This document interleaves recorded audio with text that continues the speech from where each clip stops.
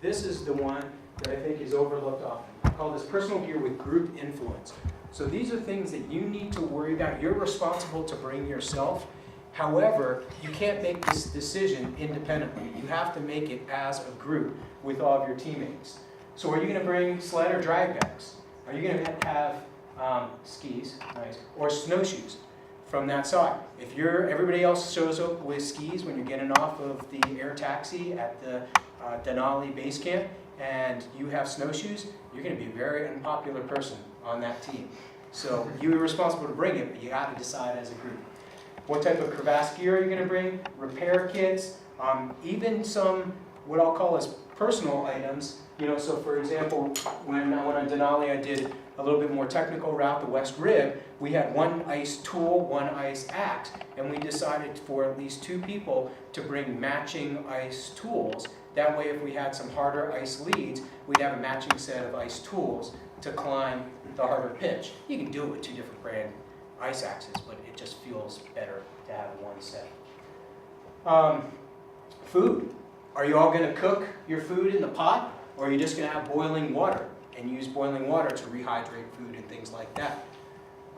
So those are some of the considerations that I'll throw into that group. Consider stoves. Does Stoves. everybody have the same brand and the same type of fuel? Repair kits. So you can share a repair kit, you can share fuel purchases. Yep.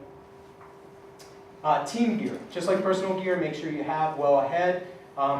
Does everybody know the gear? Does the gear work for everybody? If you've got a small Bibbler, now Black Diamond tent, is your 6'6" teammate going to fit in that tent? No, they're not. Maybe if they really like sleeping in the fetal position, but then I don't like their knees and my back all night either. Does everybody know how to use the gear? Great, I'm going to bring my tent on this trip. Well, that's great that I know how to set up my tent. What happens when something happens to me and I fall ill or something like that? Does everybody else know how to set up my tent? Going through those type of things before you get into the trip. Who has what gear? So I'll try to keep this quick and not many stories, but who's responsible to bring what gear is another way to look at this. One example is a local example is myself and 2 other folks went to go ice climbing once at Vail. We got to the parking lot, we were kind of getting our backpacks ready, and we kind of laughed because all 3 of us had brought ropes. So we gear up, we go trudging up to the base of the climb. Who brought a rope? Nope, all 3 ropes were down at the car. So we each brought a rope, and we didn't coordinate enough. Vail, no big deal, right? We went back down, somebody went back down, we got a rope, we were good to go. Not quite the same when you just land on the glacier for one of your climbs, and you realize, oh, I thought you were bringing that. No, I thought you were bringing that. That's not a good discussion to have at that point in time. Examples of group gear, team gear, tent, pickets, flukes, rope, stove, pot, shovels, wands, things like that.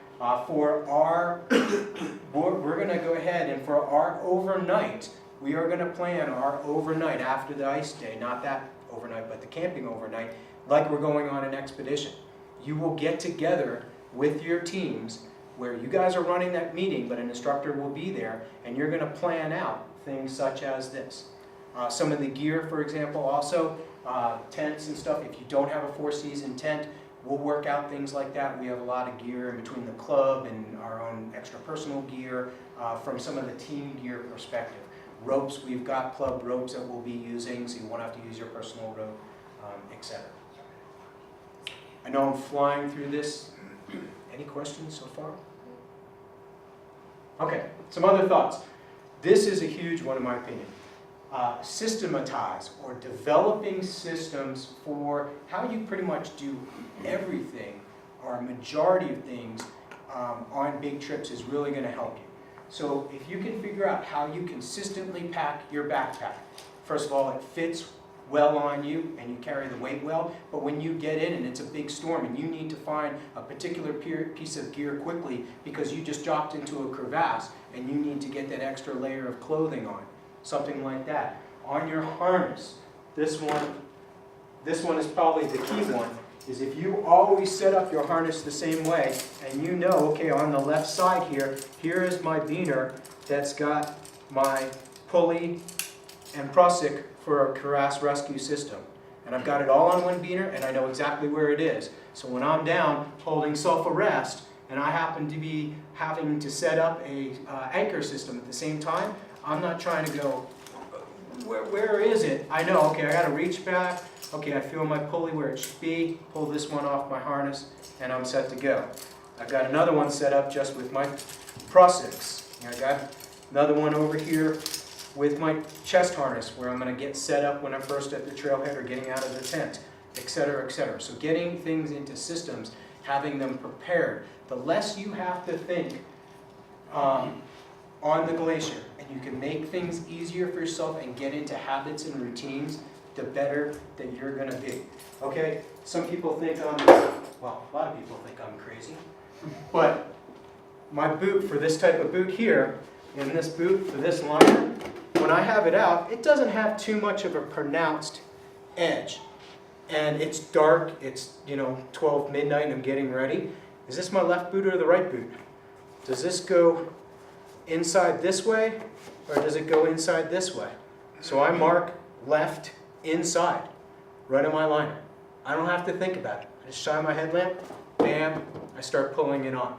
So anything you can do ahead of time to make your life easier is worthwhile time spent at home in nice, conditions, good temperature, music playing, whatever the case may be. And then finally, practice, practice, practice. Like Greg said, the more you can practice getting things ready, practicing your knots, having your gloves. Can you zip your jackets? Oh shoot, I can't zip my jacket with this huge mitten on. Do you have little pull tabs?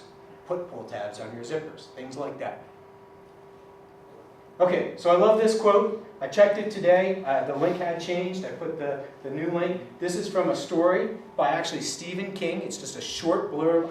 It's a great read if you ever want to read it. It's from a story called My Little Serrated Security Blanket.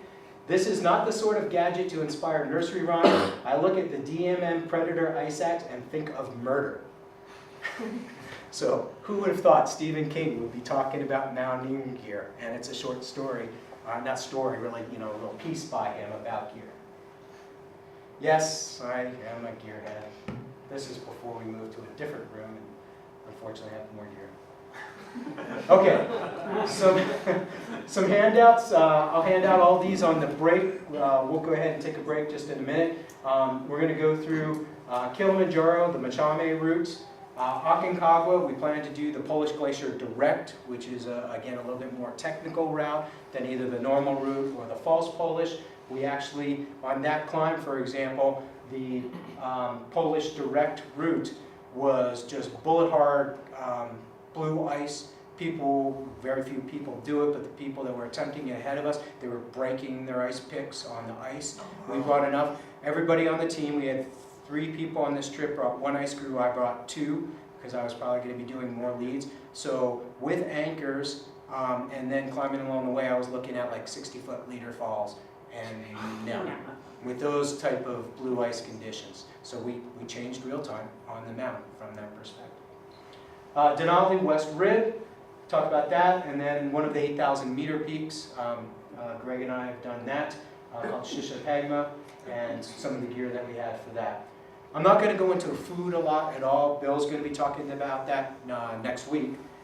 But because I am a gear fiend and it kind of ties into preparation and gear, I also just happen to include a sample Denali West Rib food list and how I approach food similar to gear. So we'll hand actually all of those out. So here's a sample progression. So I'm getting into this. I have an interest. I have a burning desire to climb bigger mountains. How can I go about it? So this will tie into the gear. How I like to think of it is altitude and then technical difficulty and raising those incrementally. So you may have done the 14ers, kind of the boot rating difficulty, only a technical aspect. You have 2 boots, you go up to a Rainier, now you're at the same altitude, but you're dealing with glaciers starting in the 7,000 foot range. So it's the same height, but you're getting a little bit more difficult, a little bit more technical. You start getting some more altitude, something like a Mexican volcanoes in Ecuador, you get the altitude, but you're not talking about significant technical difficulties. It's about the same height or even a little less. You go to something like Denali, and been at that altitude, but you're getting much more serious from a technical aspect, especially depending on the route that you do. Then you get bump up, for example, in altitude like Aconcagua, and then something like one of the 8,000 meter peaks. Okay, so Keeley, Trekker's Peak, you're not necessarily even on snow or glacier, depending on your route. So for this, actually let me go back. When you get the list, you'll see here I've got gear. Is it laid out, is it packed, and I have notes. The other list you'll see I have weights down to the ounce and tenths of an ounce and stuff like that. Not as important for something like Keeley, especially when I did it, I already had a lot more experience, so I wasn't as worried from the weight perspective. And just a couple things I'll point out. Going on these trips, don't forget about the cultural aspect. You're going to meet some incredible people, some beautiful places. Make sure you spend some time doing that. My wife is a school teacher, so we collected all sorts of school supplies, and we brought school supplies over, and we went and visited the local school, and we donated school supplies before the climb, for example.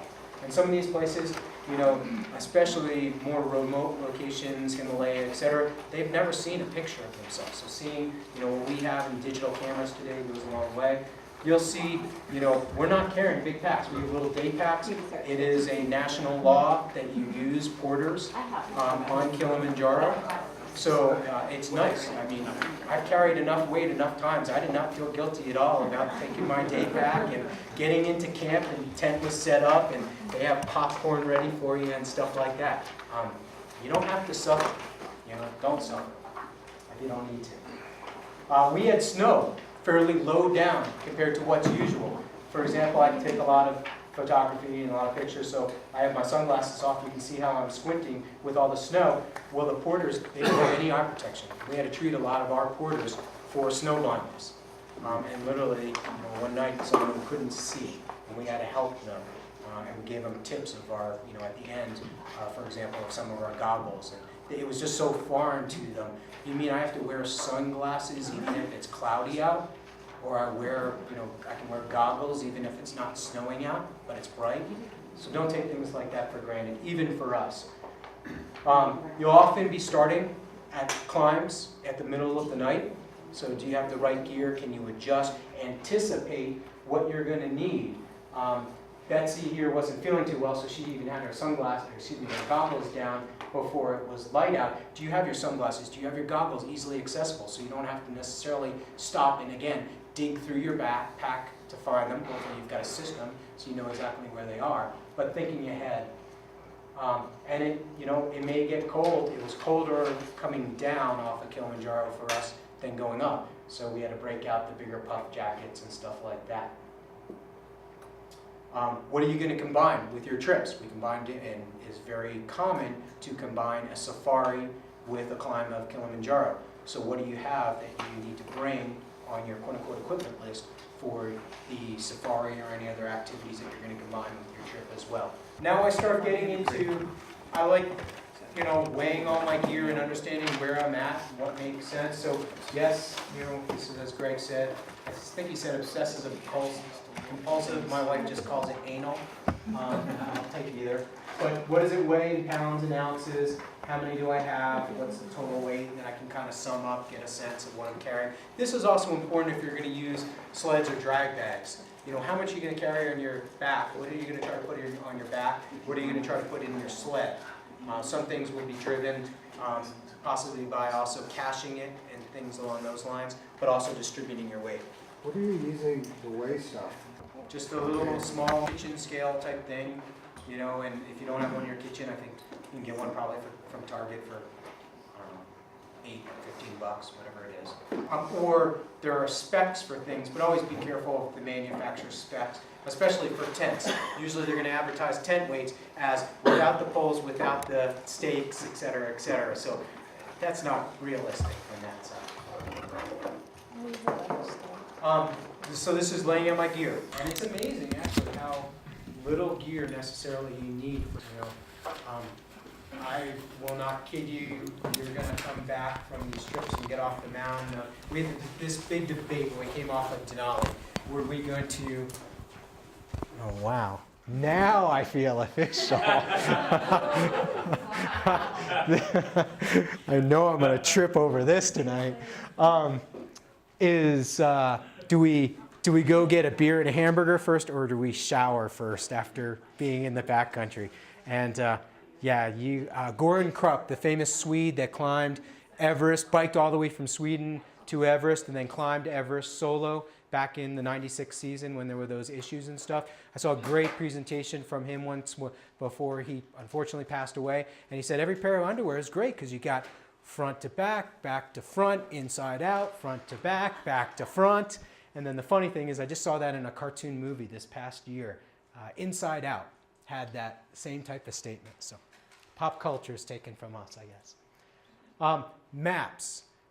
Get data before you can go if you can. For Aconcagua, we couldn't, at this time when we did this many years ago, we couldn't find really good maps here. We had to fly through Buenos Aires actually to get there. We went to the government office because most countries' maps are run out of their government military offices. And even going all the way to Aconcagua, it looked like this antiquity that we bought. And of course, Aconcagua, even you go all the way down there, and it's right on the corner of 4 maps, just like Colorado. You'll also notice something here. It was 93, 97 degrees when we went through Buenos Aires, and we were wearing our mountaineering boots because U.S. has pretty lenient weight restrictions for baggage. A lot of countries are 10 kilograms, 20 kilograms, and stuff like that. So sometimes you'll be wearing things because you also have other things in your pack that you're allowed to bring on the plane. Don't pack some critical items in your checked gear. I always travel with my boots. I always travel with my electronics. When we went to Keeley, for example, one of our teammates never got their bags back until they got back to the U.S. So you can find extra sleeping bags and coats and stuff like that in a lot of these places that you go. You don't want to find new boots or borrowed boots. So carry those things in your carry-on luggage when you travel. First day, this actually isn't in a bad stream at all for a glaciated stream. There isn't much glaciated silt. We actually, on this climb, decided to bring a water filter. The very first day, the water filter broke, So don't also be reliant on that. It's very rare that I'll take a water filter on an international trip, especially a mountaineering trip, because you usually have snow accessible and you're just going to be melting snow the whole time. But I'm a huge fan. This is not the smaller size. I'm a huge fan of the chlorine-based Aquamira purification. You put in drops of part A, part B, you let it sit for 5 minutes, you put it in your water, you let it stand for 30 minutes, and you're good to go. This doesn't have all of the side effects that iodine, the old iodine pills, can really mess with your thyroid after many years of using it. So I think this stuff is great. I'll even, not on a mountaineering trip, if I'm going to a foreign country, before I know I can get fresh water, I'll just travel with this, and that as soon as I get there, I know I can be drinking water even before I can find bottled water or something else to kill the bad things in the water. Electronics, bring them. They can be a huge asset. We'll talk about that. Don't be a slave to your electronics, however. Bill, yes, the mountain is that big thing back there, right? Don't be a slave to your electronics. Is your trip going to allow you maybe to have the luxury of washing some things down in base camp? So this is one of my teammates. He was actually washing his underwear in a wash bin at base camp on the Vacas Valley side of Aconcagua. Be prepared for the weather conditions that you may have. You're not always going to be able to create snow walls that we'll talk a lot about in the class. Sometimes you're going to have hopefully already established rock walls you may fit into. How are you going to stake your tent down? Aconcagua is known for their huge winds. We got into this camp, and this night we had winds of 80 to 100 miles an hour. We had 2 tents among 3 of us because we decided we could have fit all 3 into one tent, but if something happened to one of our tents, this is the group decision ahead of time, we felt our trip could be over right away. So we had 2 tents, 3 people, which is nice. Every once in a while, one person would get their own tent, have a little bit more space, can spread their gear out. That night, we had a huge storm come in, and it just ripped, for example, some of the tent poles apart. And we yelled over to the other tent. They locked us in with stones on top of the fly and everything to keep the tent from shredding. But our trip wasn't over because we went ahead and we could all fit in the other tent. In the end, we were able to repair the tent pole and still use both tents going on, but that wasn't a given.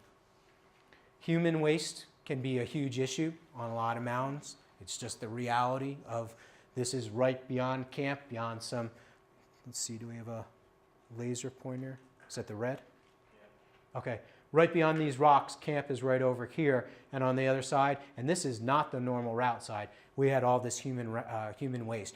It dries out, it blows around, it contaminates things, so it's important to make sure that you're keeping yourself healthy. In many ways you can do that. I won't talk all about them now. This is actually a picture from Greg. Greg happened to be on Aconcagua just before I was, 2 different trips, same season. And this is what Greg looked like at high camp. Out of curiosity, it doesn't look as steep here. This is the Polish Glacier Direct right up here. The summit is right about here on Aconcagua. False Polish goes around, way around the side, this side. So this is what it looked like for Greg. I was there couple days at this point, not even a week. Yeah, about 5, maybe 6 days later, this is what the same spot, exact same spot looked like for us when I was up there. So be prepared. Just because somebody said, oh yeah, it's gorgeous, high camp's free of snow, you know, leave some of your gear down here. Use good judgment from that side. But it can be brutally hot up there as well, and often this is a point that's missed. This is on summit day, and we're stripped down to, you know, as much basically as we could take off, and just a long underwear shirt, you know, above 19,000 feet. So be prepared for the hot just as much as the cold. But it can get chilly. Here's up at the summit, you know, now the you know, big down jacket is out and everything else. Okay, a little bit, we'll get more into medical later, but one piece of gear that I really like to bring is a pulse oximeter. And I think this is it's not just gear, it's also a safety issue. It measures your oxygen saturation and then your pulse rate. Must have been running around, pretty high pulse. But, and that way you can track this. I track this as I'm going up, not only for myself, but all the teammates. We take this reading at least once a day, and it can be an indicator to high altitude cerebral edema, pulmonary edema, things along those lines. And it gets really interesting data afterwards. I won't totally geek out here, but you've probably heard, you know, altitude and oxygen saturation are inversely proportional. So all these little triangles are individual data points averaged across a team of our saturation and our pulse, and it shows over altitude by date, and you can see the blue line here is basically a fancy average of the altitude, and here's of our oxygen saturation, and they are almost exactly opposite. I mean, this is just medical textbook type stuff.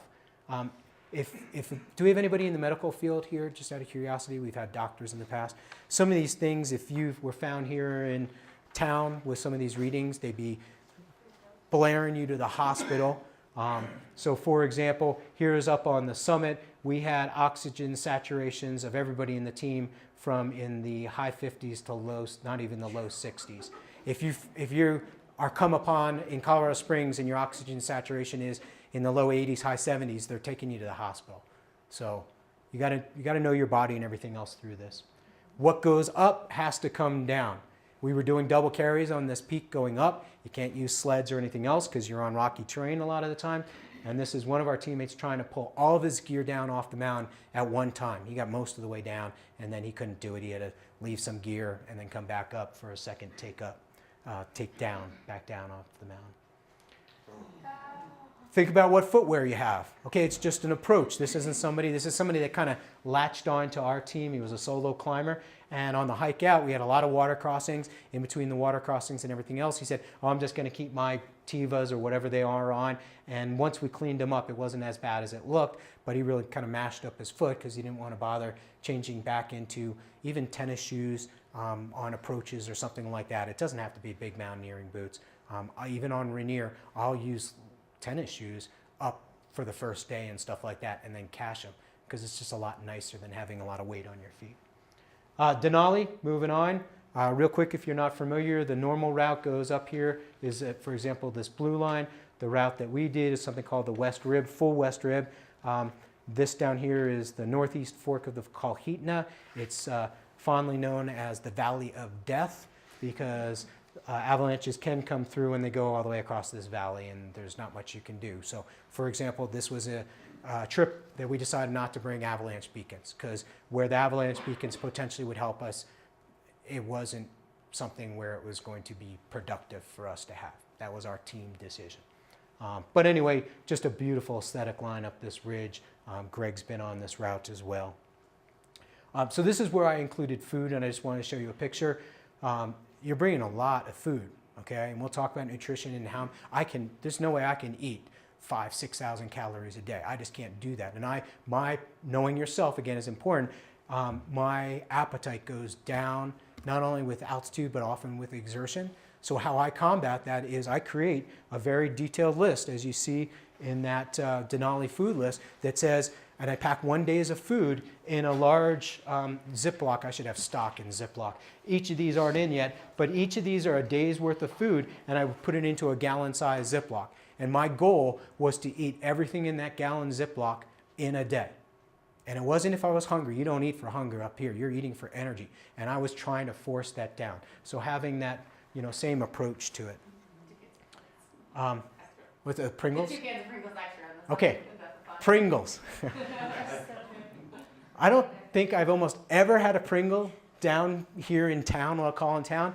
Pringles at altitude, they're like nirvana. I don't know what it is about Pringles, but you'll see a common theme with Pringles, I think, throughout this. Same picture with gear. Because on that route, we could use a sled for the first day, but once we were off the normal route, we were on 1 day on the normal route, and then we were off on this other less traveled route. We couldn't use sleds really, so we had drag bags. So that's what these are. So you could actually drag them behind you, plus you could put gear in it, bury it down in the snow, cache it, because the ravens on Denali have gotten very smart. They'll see your wands, and they'll know to dig down in the snow and try to get to your stuff. So actually you put your gear and you put the wands like on either side. And I don't think they've gotten smart enough to figure that out yet, at least. Down at the airstrip, you have a slew of just hundreds of caches and stuff like that. So it's really important to mark your wands and know which ones are yours. I just do it with just duct tape with my initials. Nowadays, it's really easy. I mean, duct tape is amazing. They have, these rainbows and leopard prints and all these things. So you can use those to identify how do you know your wands from somebody else's wands. But you'll want to do that not only for caches down at a base camp, but also up on routes to, oh, I found a wand. Well, is it an old wand? Is it off route? Is it my route? Et cetera, et cetera. Again, the heat and getting out of the sun can be brutal at times. I'm going to move very quickly. Bathrooms.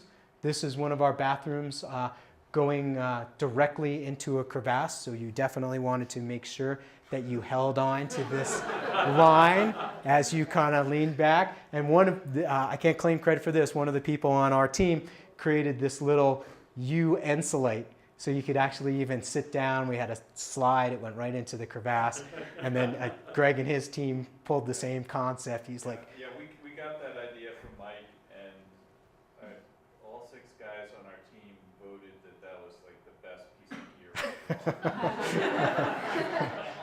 So, you'll get into steeper terrain. Knowing your gear, using the right gear. You don't want to be fumbling with gear when it doesn't necessarily look too steep down here, and then look at the perspective looking at the glacier below you, and you get a sense more so of how steep it is. Yep. We came down. One day we came down in a whiteout conditions. This is up on the rib, a nicer camp that we had, more level and stuff like that. We had a big whiteout when we were up in this area working. We had to come back down, and I'm not sure if you can see the track. I'll go to the next slide. This is a zoom in. So when we were coming back down, we were in whiteout, and you can see we went here, we had wanded, we knew we should be getting to a wand, we weren't hitting our wand, we pulled out a GPS and it said, oh, camp is right here, and then you can see we went right here. The next morning it cleared out, and we were about 8 feet away from a 1,000-foot drop and this huge cornice here. We were roped up, of course, and it was literally one of those whiteouts where you didn't know when your foot was just going to touch the snow. It's an eerie feeling when you're in a true whiteout. So that's when I kind of maybe poo-pooed electronics before. I'm a gadget guy, I'll admit it. This is a spot where gadgets can be very critical, and having waypoints to get back to where your camp is, or tricky spots on your route, etc. Luxuries, this is down at our cache after we climbed. So down at the airstrip, we'd each brought a luxury item. We had more Pringles. I brought a big package of peppered bacon, and somebody bought a bottle of scotch. So we did our push down. We got down to the airstrip at 2 a.m. and still we broke out our cache and we had bacon, chips, and scotch at 3 o'clock in the morning. And it's light there, of course, at that time of the year. Shishapangma, now we're getting into the 8,000 meter range, above 26,000 feet. You're starting to get more gear because you're also starting to repeat some things on some of these really big mounds. You're not necessarily moving everything that you have up. You'll notice here, for example, there are 2 sleeping bags. There are 2 sets of pads that I have. There are boots for lower down, and then there are my high altitude boots. That way you can leave some stuff down at base camp, especially when you're going up and down to base camp multiple times. You want to carry things up, leave it at your high camp, come back down and be able to live at your base camp while your body is acclimatizing. So you may have to start doubling up on gear from that perspective. Travel, you're going to stay in some funky spots traveling to some of these mounds. This was on the Tibetan Nepalese border. We had to spend a night. This is where it was very nice to have also a sleeping bag liner. These are nice because it keeps your bag from getting too funky, and also it just is a little bit extra warmth. This is a silk one. I really like the silk ones, but it can keep the bed bugs away in some of these places that you'll sleep. In that place, we had just spent 5 weeks on the mountain. Yeah. And we got to our hotel. This is our first hotel, and they did not have showers. Yep. Oh, man, that hurt. One of the, I'm not sure about a nice thing, but you're usually getting just as smelly as your teammates at the same time. So it isn't too bad amongst the team. You get back in civilization, Yeah. different When thing. we went out to the bar that night, we were rather amazed. One guy was almost successful in picking up a girl. She must not have had a sense of smell. Yes, Pringles in the picture. Okay, bigger trips, a lot of organization that goes into them. We weren't on a guided trip. We were basically a guide assist. There was somebody to help us with the logistics, but we had some level of autonomy in our climbing as well. But when you're talking team gear on these bigger trips, now you're getting into a whole different realm. What are all your high altitude tents that you're going to have? What's all the fuel that you need to bring up in cache? What are the different food items that you're going to want to take up? And things that you can really eat and get down at those higher altitudes where it's hard at times to choke things down. Including the Chinese Twix box here and the Snickers Chinese box, the big silo of Pringles. Are you going to have technical climbing on your route? Do you need to bring ice axes? Do you need things along those lines? More protection, ice screws, camps. Medical, unfortunately, at this camp, I will say, I think you can control a lot of things, even in mountaineering type situations. And again, the number one thing that's going to help you guys are already doing, and that's being here tonight already and being smart about things. Unfortunately, 2 brothers were in this tent. Our tents are right here. We had a doctor with us. We had medications. We had oxygen from a medical use. We weren't climbing with oxygen, but medical use oxygen canister. There was 2 brothers in this tent. Unfortunately, one had problems during the night. His brother kept trying to wake his other brother up. During the night, beautiful weather, no conditions with weather. By the morning, he tried to wake his brother up. He couldn't wake his brother up, and his brother had passed away. And we were right there. With medications, we could have gotten him lower on the mountain. Use your brain, please. You're starting to get into a different level of clothing, when you're getting above 25,000 feet. You're wearing wearable sleeping bags and things like that at this point. How do things fit? And we had actually a very nice summit day, from that perspective. This is on our summit day. But, you start to look like they shrunk my head, and it's just because you're wearing so much clothing. Fixed line, you always hear the stories, don't trust fixed line. Know your gear and your gear alone. This is a bunch of fixed line on some of our route on the upper part of Summit Day. And true to form, where you read in the books, we got to some spots of these fixed line where the fixed line didn't look too bad, and then it would neck down to a piece of dental floss. And that was the only thing. And if you yarded on that and you were trusting it, not, to stabilize yourself, bad things can happen. Sometimes protection, snow protection won't be possible. This snow here was so unconsolidated. We put in a little line going up to the top, but it was just, it was what I call mental protection. It wasn't going to help save you. Okay, so a few words to live by before we get into some other stuff, move on. If at first you don't succeed, skydiving is probably not for you. Never, under any circumstance, take a sleeping pill and a laxative in the same night. So, sorry.